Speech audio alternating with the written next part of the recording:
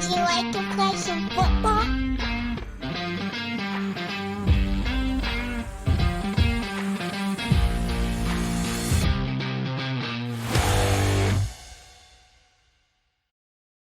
And welcome to this week's edition of Gridiron and the Gospel. I'm Jonathan Howe. And I'm Brad Edwards, and you might be wondering, where is George Schroeder? That's normally the voice you hear off the top. George is actually on a mission trip right now with his church, doing something more important than talking football with us. But I just want to introduce Jonathan for those who were not following the podcast last year. If you were, he was on with us at least once. We've also mentioned him a number of times. It was the Saban retirement specials when you came on. Yes, I was on that one. You kind of gave the that look like where I was on the podcast. I don't remember. Yeah, you were. Yeah, I'm just trying to think of how many times. I don't know. Yeah. So I can't remember if there was another time, but I know we've mentioned you a few times. But Jonathan, correct me if I got the title wrong, but I believe you're vice president for convention administration. Yes. With the SBC executive committee. That is your official title, but I think as it relates to this podcast, what people should know, this is, of course, we always say, a faith and college football podcast. Jonathan is a fan of the LSU Tigers, so he is a fan of college football, and he is even more so a fan of Jesus, and is very, very much a major factor in this podcast existing and us getting it published every single week. We could not have done this without him. So for those of you who enjoy the podcast, here's the guy that you need to thank, because he's made it happen as much as anybody. And so thank you, Jonathan, for that. And thank you for filling in for George tonight. Yeah, I'm not sure if I got elevated or demoted to go from producer to host, but here we are this week. There you go. So, well, it's taken up more of your time, probably.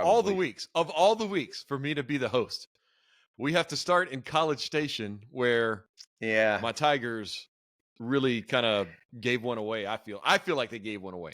They had it going first half, we're steaming along, and then special teams mishaps galore, and they come out of College Station with their tail between their legs. Yeah, it was one of those games where, I mean, they had a double-digit halftime lead. If I remember correctly, it was 10-point lead at the half. 17-7. 17-7, and it should have been a lot bigger. Like you mentioned, missed field goals, a botched snap on another field goal. So I've never seen that, by the way. Snapping it when the guy's not even looking, hit him right in the face. Oh, I've seen some ridiculous stuff happen on special teams, but to have that happen in the same half that you had already missed two field goals is bad. And then, of course, A&M started to get more pressure on LSU in the backfields, particularly Garrett Nussmeier got a little flustered by that pressure, threw some bad interceptions, which was part of why LSU stopped moving the ball, stopped scoring in the second half. But the bigger thing was the quarterback change for A&M, and that was a major factor in A&M going from scoring 7 in the first half to 31 in the second half. And outscored LSU 31-6 in the second half. Quarterback run gave LSU a lot of trouble, and their defense just looked lost. And so, I mean, all credit to A&M for making some adjustments. And like you said, though, LSU probably should have had a lead that would have been much more difficult for A&M to overcome. Yeah. This reminded me, I mean, you mentioned, we were talking pre-show here, you mentioned the LSU Ole Miss game last week or week before last, whenever they, it's basically the same kind of thing. Ole Miss should have been up ahead. They're playing at LSU. The crowd gets behind LSU. They storm back, win the game. Same kind of thing happened this year. But this really reminded me of LSU and Ole Miss a couple years ago, whenever they changed quarterbacks midway through the game and had this guy come in who's running, quarterback read option type stuff.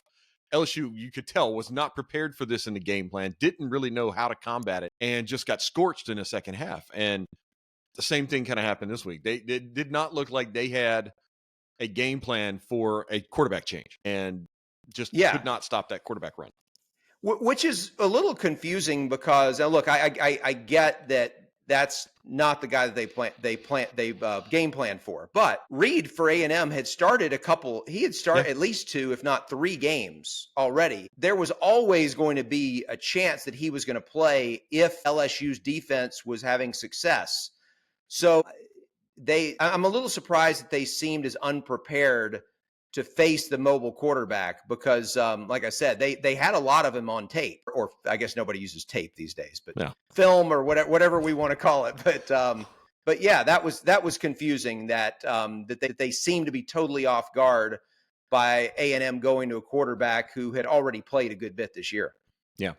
So that loss with LSU basically sets up a must-win, I guess you could say, against Alabama, because a loss to Alabama means playoffs are gone, and that's it for them. And same thing for Alabama. I mean, Alabama won again this weekend, but a loss to LSU in Baton Rouge in a couple weeks will mean, or I guess next week, will be no playoffs for Alabama.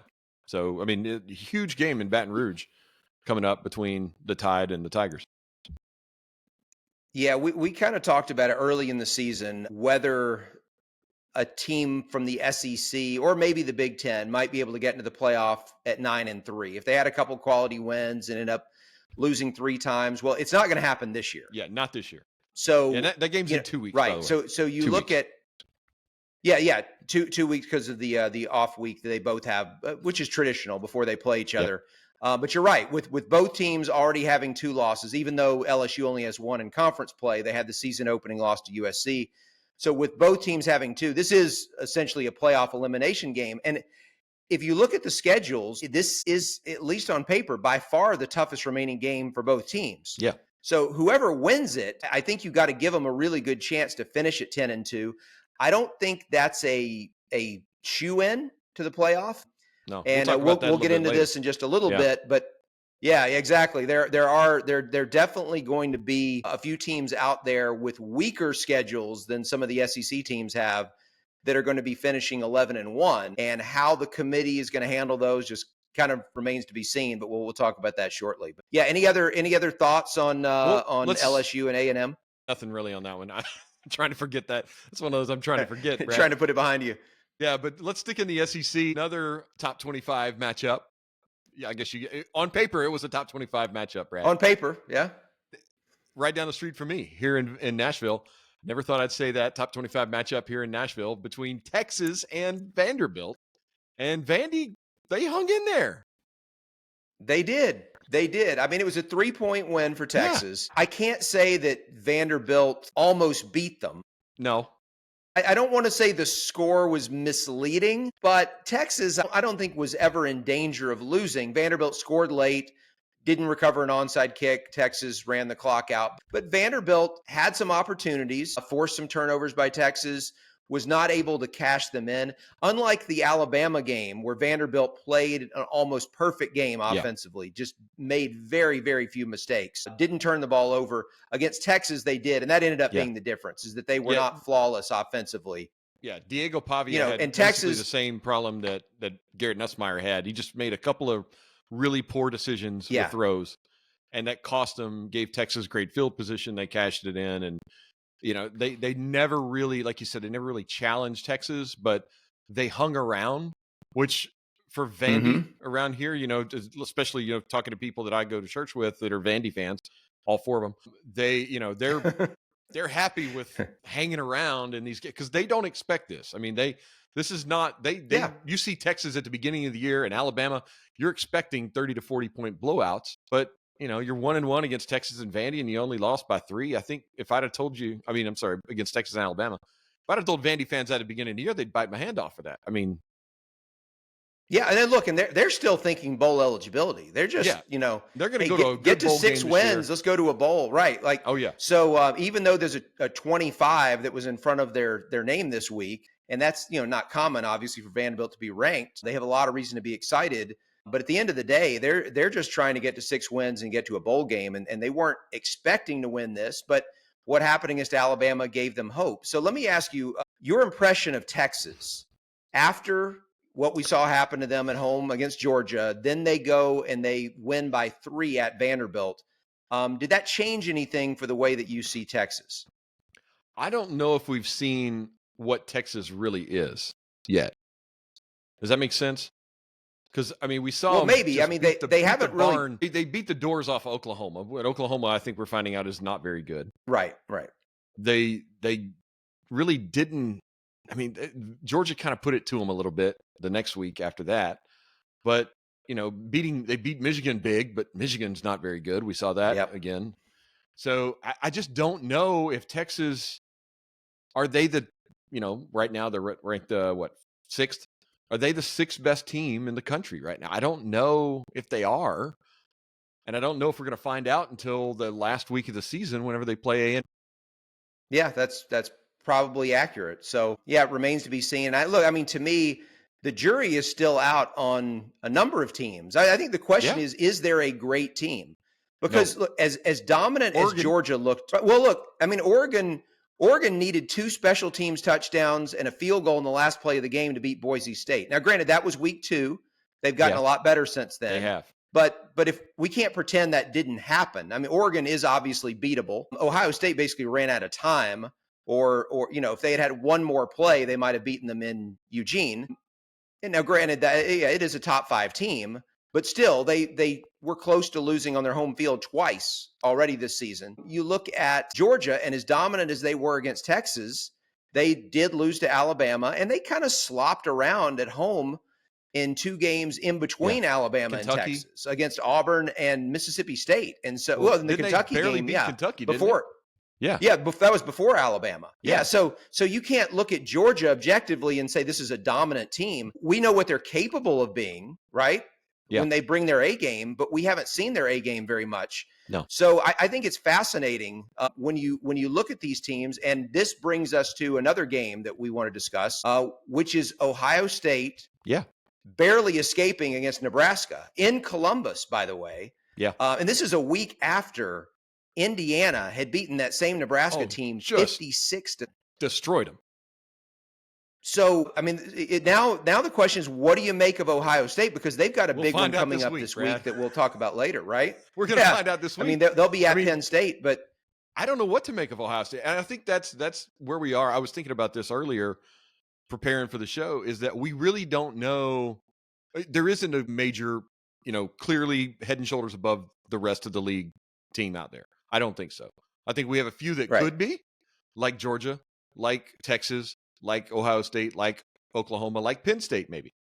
But they haven't shown it yet. And even though some of these teams are undefeated, they really, they could not be. They easily could have not been undefeated or even be 2 losses or more. We haven't seen that, and it's just kind of one of these things. Like, if I'm the playoff committee trying to figure out after next week, maybe they'll get a little clarity next week, because Georgia, or Texas has Florida this coming week, and Florida has gotten better. They started off terrible this year, but they're getting better. They're not great, right? Florida's definitely getting better. But so they got Georgia on Saturday. Is it Georgia or Texas? I'm sorry, Georgia. Georgia is this week in Jacksonville. Okay. All right, gotcha. The world's largest outdoor cocktail party. So that's this weekend. And by the way, I've always wondered why is outdoor part of that? Like, is there an indoor one that's bigger? Like, I don't know. That's what they always called it. I don't know. I've wondered that for a long time. Why is it necessary to say outdoor? I don't know. Maybe I'll look that up and find out later. Just something to chew on. We'll find out this week, I think, if Georgia, because that's always a big game. That's a rivalry game played in a neutral site, and it's actually closer to Georgia than Florida, ironically, even though it's played in Florida, closer to the campus. But, we'll find out this week on that one. And the same thing with Ohio State, because Penn State and them played this weekend. And that one, it's going to be in Happy Valley. That place is going to be crazy, but it's an 11 o'clock game. Why we've got a 3 versus 4 matchup at 11 in the morning? Come on, guys. Well, Fox, you can thank Fox for that. Yeah, because Fox wants to pair it up with their big noon kickoff show. And Penn State, I can promise you, would rather this be a night, whiteout game.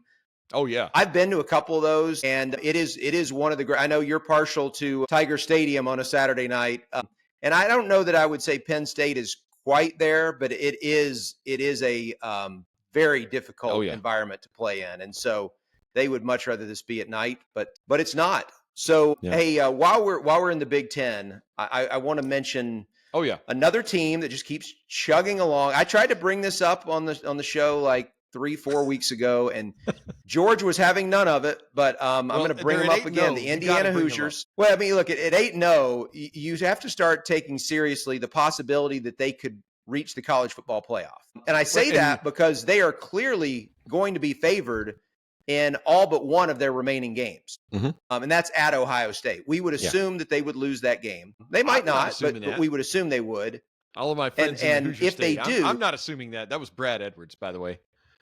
Yeah, but I'm just, if they do, they should finish 11-1. And at 11-1 in the Big Ten, I mean, look, it's possible they could be 11-1 and have faced only one team that's ranked by the selection committee at the end, and that would be the team they lost to. Yeah. And if that's the case, will that be enough to get them in? I don't know that for sure, but I do know this. I think it is. Here's the thing. There's always a question, and we used to talk about this like more than a decade ago about Boise State when they were so dominant in the WAC and then the Mountain West. It's one thing to be undefeated, but it's another thing to be blowing people out in the process of winning every game. When you're showing that, okay, you know what? The schedule I'm playing might not be very good, but I'm proving week in and week out that I'm a lot better than these teams. And Indiana, up to this point, their closest game is 14 points. Nobody's come any closer than 2 touchdowns to them. And so if you're going to be playing a weaker schedule by luck of the draw, you at least need to prove that you are a good bit better than these teams you're playing. And so far, they've done that. And this past weekend, they won by 14 against Washington, and they did it with their backup quarterback. So well, I'm they've not impressed scored with fewer Indiana. than they've not scored fewer than 31 points in a game this year. 31, 77, 42, 52, 42, 41, 56, 31. Yeah. That's not bad. And by the way, in order for them to have won all those games by 14 or more, that tells you they're also playing pretty good defense. Yes. And I think 7, 3, 13, 14, 28, 24, 7, 17. That's, I mean, look, Indiana is clearly, if you pay attention to recruiting, not loaded with 4- and 5-star players. In fact, I would doubt they have any 5-stars, and they probably have very few 4-stars. So it's an incredible coaching job. What their ceiling is, I don't know. We'll find out, but it's a great story. And, oh, by the way, I mentioned that they haven't had a game closer than 14 points. Indiana has not trailed at any point this season. They're one of 2 teams, hasn't trailed yet. The other one is Army. And so that's impressive to be 8-0 and having not trailed at any point. The selection committee will discuss things like that. And so once again, the schedule might be weak, but when you're winning by big margins and you've never trailed, I think you're passing the eye test. I know a lot of people hate that term, but I think sometimes it is relevant. And I think in this case, Indiana passes it. Well, the next 2 weeks leading up to the game in 3 weeks against, they have a week off before Ohio State. That's a nice thing for them too. If they make it through the next 2 weeks, they got a trip to East Lansing this weekend, and then Michigan comes calling in Bloomington the week after that. Then they've got a week off, and then they go to Columbus. And then they've got Purdue at the end of the year. Don't worry about that one. That's a dub. Right, yeah. You can just chalk that one up. Sorry, Boilermakers, but that's a dub. Rivalry or not, that shouldn't be close. You're 1-6. We're not even going to give you the benefit of the doubt right now. But a week off headed into Ohio State, they could be 10-0, headed into Columbus for, a chance to really solidify themselves as a playoff team. I think it'll be interesting to see where they're ranked with the college football playoff selection committee next week. And by the way, that's next week. Yeah. Next week will be the first rankings, and there's a lot of stuff. Yeah, and look, I think with Indiana, I think we're going to learn about them these next 2 games. So on the road against Michigan State and then home against Michigan, they are a good bit better than both of those teams. As strange as that is to say, given that Michigan is the defending national champ. But if you've watched these teams, that's evident. What we're going to see the next 2 weeks is whether the pressure is getting to Indiana. Because if they're playing close games or they were to choke one of them, then I think it's the pressure of the moment. And by the way, that's completely normal, especially for teams that haven't been there. But I think we're going to find out from how those games are played what type of chance we should give them against Ohio State. Because if they handle these next 2 easily with the attention continuing to increase, I I think that you got to take them pretty seriously. So Yeah. One other team, Jonathan, I'm going to mention that we if we haven't already paid attention to. Yeah, go ahead. Go ahead. What happens with the quarterback play will be interesting. And like losing your quarterback to injury, playing with your backup, still winning, but how that plays out over the next few weeks, will the quarterback come back? That being up in the air right now, I think if I was an Indiana fan, that'd be my biggest concern. Is knowing that the next couple of weeks I've got, kind of some question marks at quarterback, and then maybe by Ohio State we're back to normal, but still. Yeah, look, I mean, there are some teams out there that have a lot of depth at quarterback, or at least as far as talent goes, they have a lot of depth. Texas. Right. Texas would be a great example. Indiana's starter, Curtis Rourke, is actually ranked number 1 in the nation in total QBR. So you mentioned how many points they're scoring per game. He's a big part of that because he just has an incredible grasp of this offense. And so obviously most teams are going to take a step back going from the starter to the backup. And in this case, Indiana has a very good starter. And so it as they start to play more difficult opponents and the pressure starts to mount, they do need him in there. Yeah, Rourke has 15 touchdowns. The other one I wanted to mention, 3 interceptions on the year. So yeah. Really playing well. The other one I want to mention was in the ACC. So there's this dynamic going there. There are 4 teams at this point that are still undefeated in conference play in the ACC. And 3 of them, we all know Miami's undefeated. Clemson has not lost since the season opener against Georgia. But many people are not aware that SMU has only lost 1 time, and that was out of conference against BYU. It was a close game. BYU, obviously a good team. And what's interesting is that those 3 teams do not play each other. No head-to-head between those 3. Now, Pitt is also undefeated, and Pitt has a couple of games against that group. So Pitt's probably going to have a really big say in how the ACC turns out. But I was going to say the nightmare for the ACC, but I'm not sure that it really is a nightmare. It might seem like it to us, the possibility that you could have 3 teams that go undefeated through conference play and don't play each other.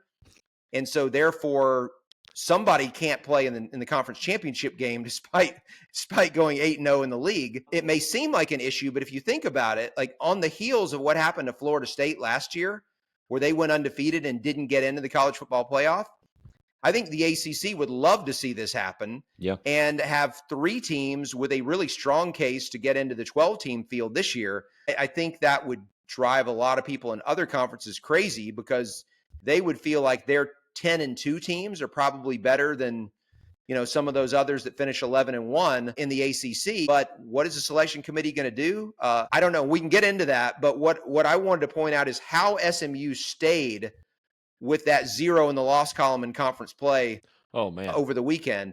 They were at Duke. And let me just fast forward to the game being tied at 21 with 1 minute to go. SMU has the ball, fumbles in its own end of the field. Duke recovers. Duke sets up last play of the game to win it. 30-yard field goal attempt. 30. Yeah. I mean, just, glorified extra point. Yeah. And if you have not seen the play, find it online. The individual effort by the SMU player to leap over the offensive line, block the field goal from 30 yards out, and send the game to overtime was incredible.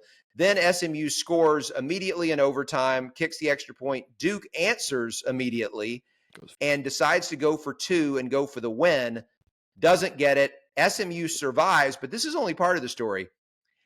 SMU was -6 in turnover. They turned the ball over 6 times to 0 from Duke, and they still won on the road. So that obviously is difficult to do, and I think that says a lot, right? It says a lot for SMU being pretty good. Yeah. Well, and like you said, it came down to a few individual efforts for SMU. The block field goal, then the stop on the 2-point conversion. I mean, just that game really came down to 2 or 3 plays that just all went in SMU's favor. And how you give up 6 turnovers, a -6 on the road in turnover ratio, and come away with a win is like, that doesn't happen against a good team usually. And Duke's a good team. They're not, they're not terrible. They were 6-1 coming in, right? Yeah. So, I mean, they're not a bad team. This isn't like we're fumbling against, a D2 school or, a FCS school, and we just have more talent and we're just going to win it that way. This is a good team that they made a lot of mistakes against and came away with the dub. But again, it's like what we talked about with Indiana. And there was another school that we were talking about beforehand about. So before the show, we were talking about Iowa State. Yeah, Iowa State, that's it. Iowa State. Not playing anybody ranked. And the one team that they're playing ranked, they're going to play one game that's against a ranked school or whatever. And this weekend is SMU's first time against a ranked school, and they're playing Pitt. But it's also Pitt's first game against a ranked school. They're 7-0, 3-0 in the conference. So both of these teams, 7-1 for SMU, 7-0 for Pitt, number 18 versus number 20. And, this weekend, I guess something's going to give there, but I don't know what to expect out of this because we don't really know. I don't think even the ACC knows how good these teams are. Well, and I think the fascinating thing for me is going to be next week when we get the first rankings from the selection committee to see how they order these teams. Because some of these teams in the SEC, for example, are playing a ranked opponent just about every other game. And you just talked about some of these others that have gotten to this point without even playing one yet. And so what are they going to do? Just talked about, and there may be another one that we're not even thinking of. And so what is the selection committee going to do with Georgia? And Georgia beat the brakes off. Right. And so, I mean, I know Georgia will be ranked ahead of Clemson, but where will Clemson be ranked in relation to, say, Texas A&M? Where will they be ranked in relation to, let's say, the Ohio State, Penn State loser? I think those are going to be telling things from the selection committee. How much emphasis are they putting on schedule strength versus the loss column? And in previous years, in the 4-team model, the loss column usually won the day. Given that the Big Ten and the SEC have both gotten stronger due to expansion this year, I don't know if that will change. I feel like it should, but we won't know for sure until we see these first rankings. And so I'm looking forward to seeing those. Florida State would like a word about that loss column being the most important part, by the way. Yeah, except for that one instance where you're missing your starting quarterback. But to your point, though, you've got all these teams that are undefeated that really haven't played anybody. And what does the committee do with that? I mean, we've not named them, and some of them are, do have one loss, like SMU. But SMU, Clemson, Iowa State, Pitt, they're going to, Pitt's playing SMU this weekend.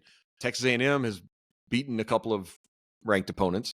But, what are they going to do with these other teams that are ranked down in the teens on the rankings, but have no losses on the score sheet, or one like Notre Dame or none like Army? Yeah, Army's I mean, look, another one.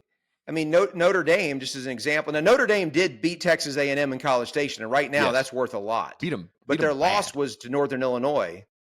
And outside of A&M, their best win is Navy. Now, I realize Navy was undefeated. They're not a bad team, but talent-wise, they're not up there with all these other teams we're talking about. So, it's going to be fun to see what they do. And I think for the most part, once those rankings come out, if teams don't lose the rest of the way, I think you can, if they're in the top 12 when the first rankings are there and they don't lose the rest of the way, I think it's pretty safe to assume that they're going to be in. Yeah. And then it's just a matter of how much does the committee drop the teams that do lose. And so we'll have a chance to get into that.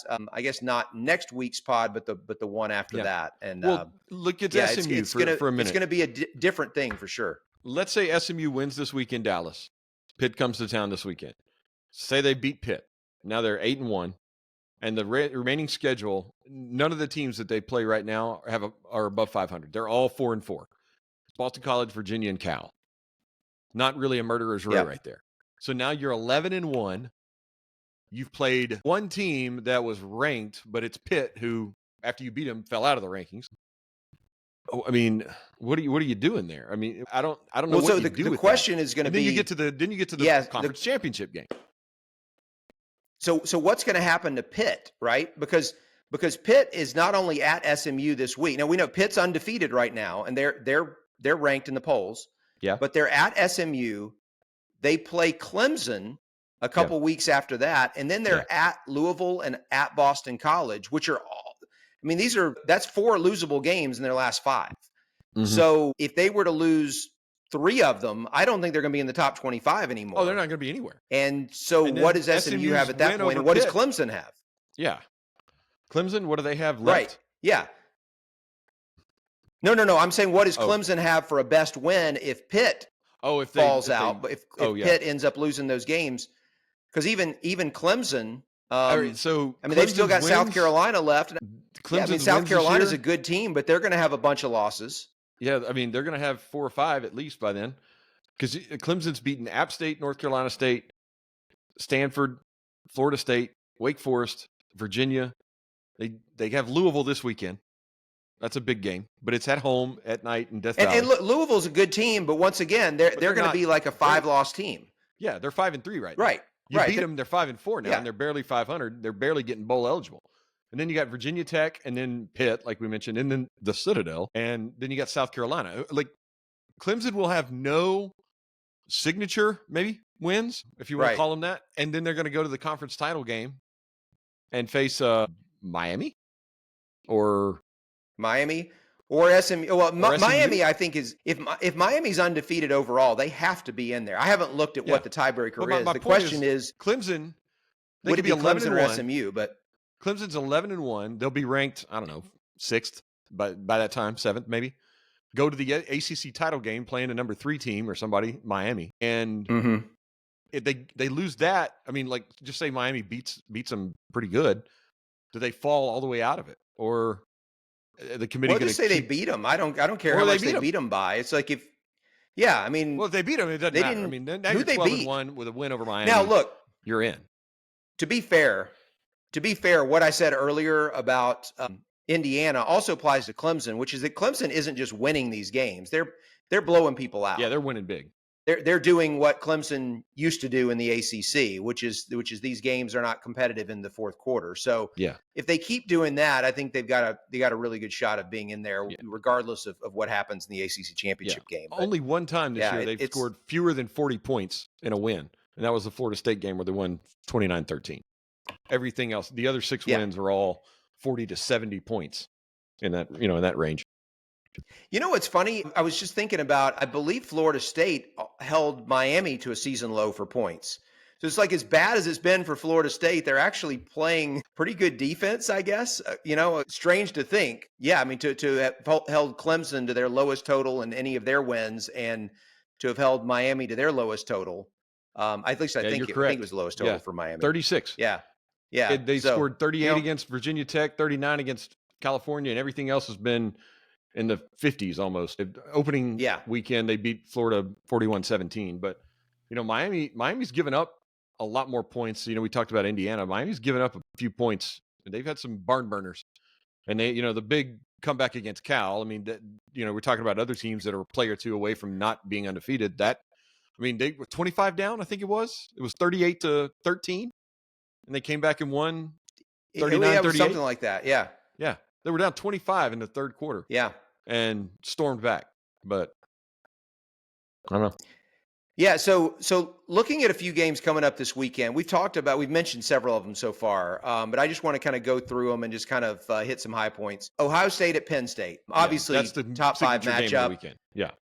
Really big game, but this is one of those that the new 12-team playoff environment completely changes the feel of, in that this is not a must-win game, I don't think, for either team, but definitely not for Penn State, which is currently undefeated. Penn State, you look at their remaining schedule, they should win the other ones. And so even if they lose to Ohio State, I think they're still going to be in the college football playoff. They need to win this game. I think whoever wins this game is probably going to play Oregon in the conference title game. So it's big for that reason.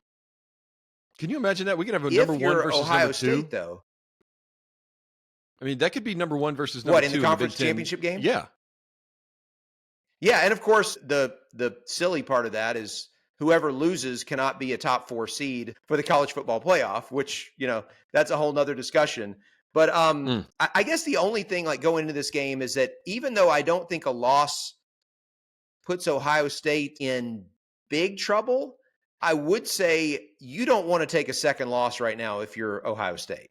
No, because of all these other things. Especially with Yeah, exactly. Because all of a sudden they are now at that point on that bubble with however many 10-2 teams there are in the SEC that are worried about what's the committee going to do with a Clemson or an SMU or Iowa State or whoever it is. Yeah, Notre Dame at 11-1. So you don't want to be in that position. Again, at Michigan, I'm only mentioning this game because you have the number 1 team against the defending national champion on the road. I don't think it's going to be much of a challenge because Michigan doesn't have a lot of offense to speak of. And I don't think you're going to beat Oregon without scoring at least 30. But, maybe that's one that could get tricky. Florida, Georgia, you mentioned Florida playing a lot better. Georgia's been inconsistent. Wouldn't be shocked if that's a game going into the fourth quarter. Yeah, I totally. You mentioned Pitt and SMU. Expect it to be. Yeah, and then the last one I want to bring up is Texas A&M at South Carolina. South Carolina is a team that I think the outlier. Now I think they had one game out of conference that was kind of a head scratcher that they barely won, but they had a home game a few weeks ago against Ole Miss that they lost like 27-3. Yes, and aside from that, though, you look at South Carolina and you're like, this is a pretty good team. They should have beaten LSU in Columbia. They lost their starting quarterback at the end of the first half and then basically had no offense for the second half and still had a chance there at the end. They had a chance at the end for sure to beat Alabama and basically came up one first down short of being in field goal range for the winning kick. They blew out Oklahoma in Norman. And we know Oklahoma's not good, but that game was out of reach in a hurry. I think Oklahoma South Carolina is regretting the SEC move. I mean, this season they would rather be in the Big 12 for sure. Long term, I think it's a good move for them. Totally. But the point is, South Carolina is one of those teams, especially playing at home. This is a tough spot for A&M coming off of a huge win that you gotta now go on the road and get emotionally up for. You're not going to go into South Carolina and win with your C game.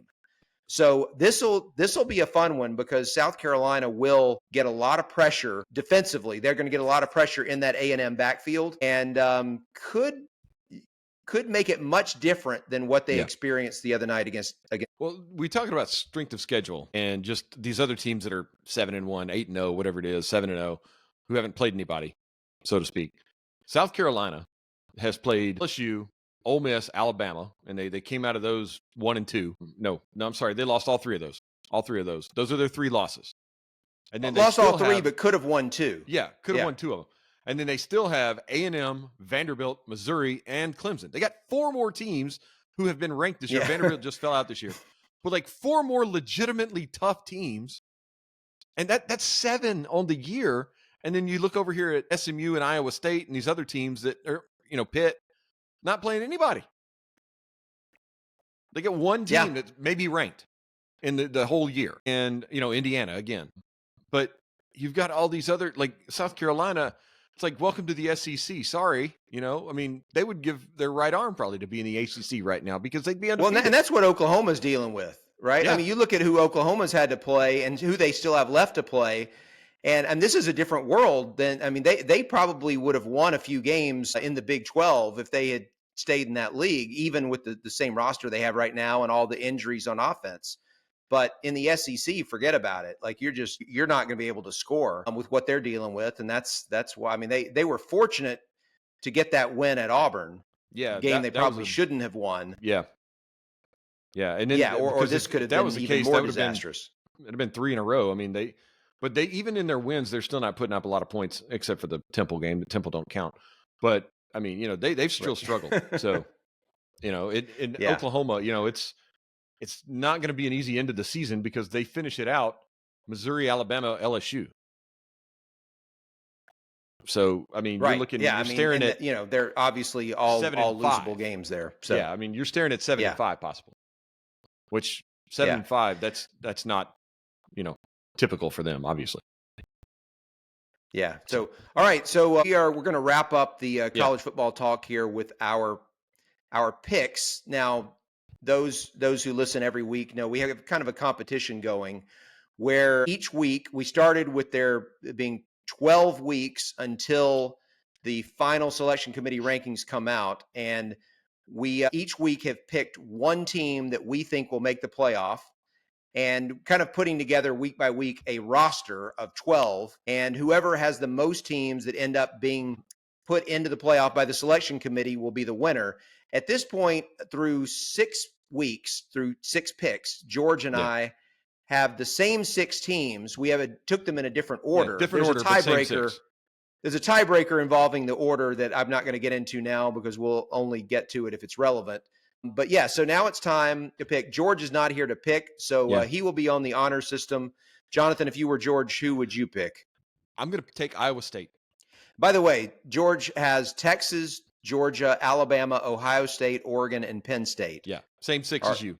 Same 6 as me. Yeah, but if I was George, I would take Iowa State because somebody's got to win the Big 12 and make it. Wow, so you would take Iowa State. What's their remaining schedule again? I think you mentioned it earlier, but you're going to make me work on this. I think the only ranked team they play left, I know the only ranked team they play the rest of the season is Kansas State, and it's like at the end of the season. Kansas State.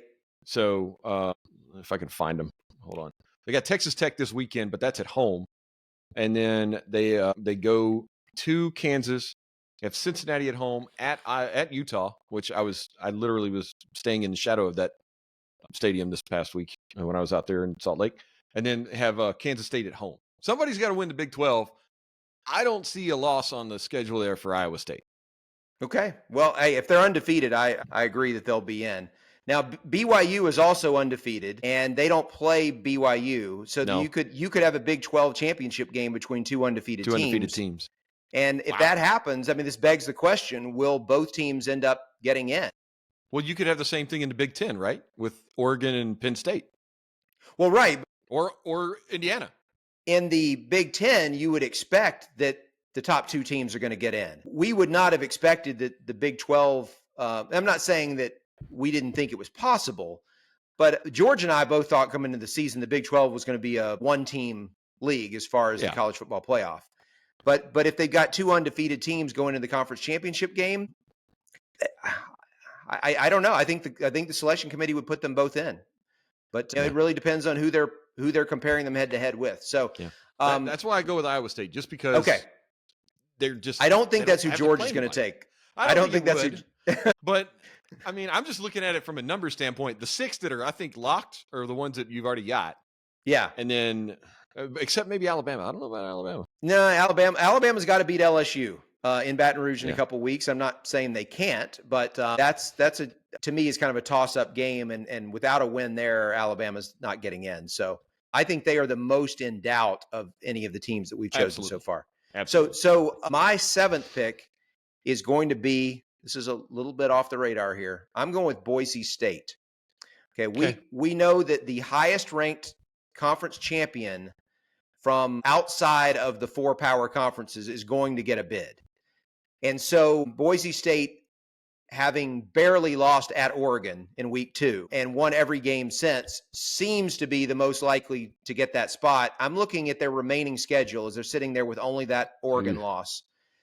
Home against San Diego State, home against Nevada, at San Jose State, at Wyoming, and then home against Oregon State. Oregon State, by the way, if you didn't see the score, got absolutely annihilated by Cal this weekend. So I don't think Boise's going to lose to them on the blue turf. No, they're not going to lose a game. So, and by the way, unless something changed that I'm unaware of, the conference championship game will be played on the home field of the number 1 seed, which would be Boise State. So they're not going to lose another game. I think Boise State is going to be in the college football playoff, and so they will be my 7th pick. We'll see where George goes. And nobody's going to want to play them in that first round either. No, you're right, because they are a legitimate top 12-ish team. I mean, they may be ranked just outside of the top 12. There will be years that the 12 seed is actually ranked somewhere around 20th. Boise State will be a top 15 team if they win out. And would they be the 12th team in the playoff then, since they would be? Well, they wouldn't necessarily have to be the 12th seed. I mean, it's right. In fact, it's even. I mean, the way things are shaping up right now, I don't think the Big 12 or ACC champ would be ranked lower than them. But it's also possible that the committee might have an at-large team that they don't think deserves to be ranked as high as Boise State. So if they're legitimately ranked in the top 11, then they will not be the 12th seed. So well, and something to look out for. But my thing is with Boise State, they have a game-changing player in, you help me with the last name, Ashton Genty? You know, I'm one of these guys that, like, I watch all the games with the volume off, so I haven't heard it said, but it's Jeanty. Yeah, Genty. I'm sorry, Ashton. I would have said Gianti. I don't know, but it's funny. I got in that habit. So when I was on ESPN radio on Saturdays, we had a bank of 6 TVs up watching, 6 games simultaneously. And so the volume, especially because we were live on the air, the volume was off on all the games. And that's kind of how I've gotten used to watching games, is with no volume. And so that is one drawback, is that you don't hear certain names pronounced. But the kids, his numbers are incredible. And not just this year. He had a great year last year as well. But you don't want to draw them first game. No. Because, he's a game-changing player. There are very few of those in college football this year. Cam Ward, and from Miami, Genty from Boise State. Those are the 2 big ones that jump off the page to me. But you don't want to have to try to figure that out to open up the playoffs, because especially if they wind up being a top, a 5, 6, and 7 and 8, or they're going to be the ones that have the home. 5, 6, 7, 8 will play at home. If they're number 8 and you're number 9, and you've got to go to Boise and play up there in December, and they've got a running back that is going to run for $1.25 at least, probably. His lowest total is 127. That was the first game of the year against Portland State, and I think that was probably because they took him out. He only got 11 carries that game. Yeah. He's 127, 259, 186, 217, 128. UNLV did a pretty good job against him this past weekend, but 9 touchdowns. That, by the way, was the game I was waiting for. It was at UNLV, who's a pretty good team, and I was waiting for Boise to get through that one before picking them, and they got through it. And so I already knew on Saturday morning that that's who I was taking. So that's my 7th. That's a good pick. Yep. All right. Well, let's wrap up here our first half, get to the locker room, and we'll come back for the second half, where we will talk the faith part of faith in college football here on the Gridiron and the Gospel podcast. All right, welcome back into the second half of Gridiron and the Gospel. For those of you who are regular listeners, we always start this out with a segment that we call On My Heart. And this is actually George's week to say what's on his heart, but he is not here, so I'm going to go again. And what I'm going to talk about, Jonathan, is and so let me first reference a verse that I go to a lot, because this something that jumped out at me a few years ago. And I think it's really important for us to think about. This is Hebrews 11, verse 6. And it says, "And without faith, it is impossible to please him," meaning God. "For whoever would draw near to God must believe that he exists and that he rewards those who seek him." And that's the part that I focus on, is that he rewards those who seek him. And so, I've tried to think a lot about, what does it mean to seek God, to seek relationship with God, and be more active with that in my life. So whether that is, engaging in scripture more, in prayer more, and prayer is something that I know I'm not alone here, but it's something that I struggle in doing as often as I should. And so one of the things, though, that jumped out at me recently, we've kind of been teaching through Matthew on Sunday mornings with the high school group. And I was recently teaching, we were wrapping up the Sermon on the Mount. And in Matthew chapter 7, Jesus says, "Ask and it will be given to you. Seek and you will find. Knock and it will be open to you. For everyone who asks receives, and the one who seeks finds, and to the one who knocks it will be opened. Or which one of you, if his son asks him for bread, will give him a stone? Or if he asks for a fish, will give him a serpent? If you then, who are evil, know how to give good gifts to your children, how much more will your Father who is in heaven give good things to those who ask him?" And, one of the things that kind of jumped out at me, or it's kind of been on my heart since reading that, is so often when I pray for very specific things for other people, But a lot of times for myself, I pray in generalities. And look, I know God knows what I need. And so it may not be necessary for me to say it specifically, but going back to the idea of trying to be sure that you're focusing on building your relationship with God. If we're in a relationship with another person and that person asks, "Hey, how are you doing?" To someone we don't know well or we don't have a relationship with, we might answer the question, like just moving on. Don't want to get in depth, whatever. But if someone we're close to asks that question and we really have an answer to it, like there's something significant going on, we're probably going to get into it and give details. And so that's why in the last couple of weeks, I've really been trying to focus on in my prayers for myself, like being very specific with the things that I was about to say I need, but the things that I want, right? And things that I think I need in my life. And I know that God, while he answers our prayers, he doesn't give us everything we want, because sometimes we want things that are not the best thing for us, or maybe it's not the right time for that thing. And so I don't expect to get every one of them, but I do think it's important to express as far as building a better relationship with God, to kind of be in the habit of specifying exactly what it is that I want or that I think I need, and knowing that God will provide for me what I need. And so that's what's been on my heart lately, is just kind of taking that approach of being more specific in my prayers, and especially prayers for myself. Yeah, that's really good, Brad. And it's something kind of I learned over the last year, very similar to that, with everything that's going on at the office, with just some of the leadership transitions we've had. You're aware of some of those, and just being thrust into positions you never thought you had. That'll change your prayer life in a hurry, and you get very specific about things. So, yeah, I hear what you're saying like that. And the great thing is, though, the one thing I learned through all that, and I think one of the things that prayer often reveals to us is how much of a sustainer Jesus is.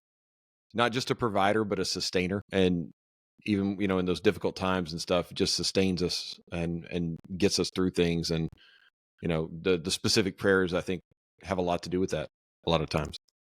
Yeah, and one of the other things that I've really noticed is that when your prayer life is good, and I mean, I guess I can't say this is the case for everyone, but I know for myself that as I've faced some challenges in recent years, a lot of it related to transitioning into a new area of employment, starting jobs and things that I didn't really have any experience in. It's very different when you're working in the same capacity for 25 years. And now all of a sudden you got to do something that is completely new, different field, all that. And you're not having a lot of success right away. You have a tendency to get anxious, right? And we're told don't be anxious, that God will provide. And yet, knowing that, I still found myself getting really anxious to the point where I could feel it in my gut, and they're just some days you kind of have that empty feeling, and I'm like, why am I feeling? And then I realized, you know what, like I'm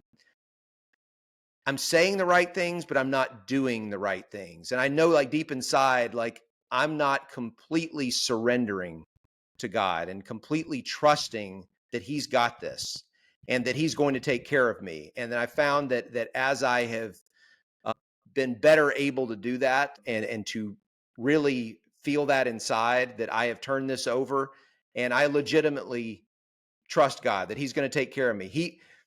Look, I might not ever have a job that makes a lot of money. I might not have a second home or, anything like that at some point in your life, you're going to, think you're going to save up money and you're going to eventually get, or, what I'm going to do when I retire and all this stuff. That might not be God's plan for me, but he's going to take care of me one way or the other. And as I have, kind of come to terms with that and accepted that and said, that's okay, that, that what God wants for me is better than what I want for me. And to be able to say that's a good thing, it's really allowed me to have peace. And so I think that's something that I've struggled with. I'm not sure how many others out there have, but it's one thing to say, hey, don't be anxious, but it's another thing to actually be able to apply that and to get yourself to a place where you truly do trust God.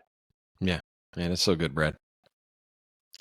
All right, Jonathan, do you have anything you want to add on the faith front? I know we talked college football for a long time, and we're kind of running a little long here to begin with. But I get one episode a year, Brad, so I had to get it all out. No, that's good. We had a fun conversation. Yeah, but no, I mean, this is really good. And I just want to say, as a guy that produces this every week, puts it together, gets it out there, I really appreciate you and George, your heart, not only for college football, but for the Lord, obviously.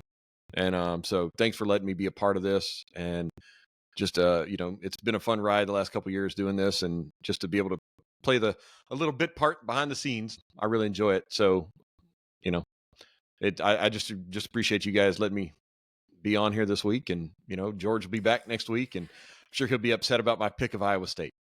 Yeah. And especially when I assign that to him, he's really not going to appreciate that.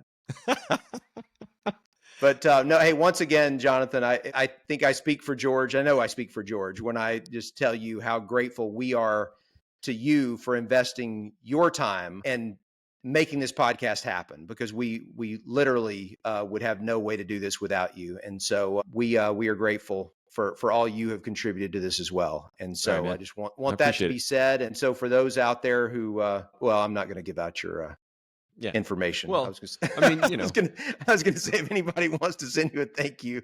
Yeah, just send it to Gridiron in the Gospel. Gridiron in the Gospel. Yeah, so you can email the show, Gridiron in the Gospel, or gridirongospelpod@gmail.com.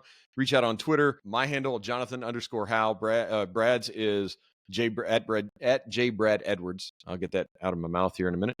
And then you can follow the Gridiron and the Gospel on the internet at Twitter or Instagram, Gridiron_Gospel.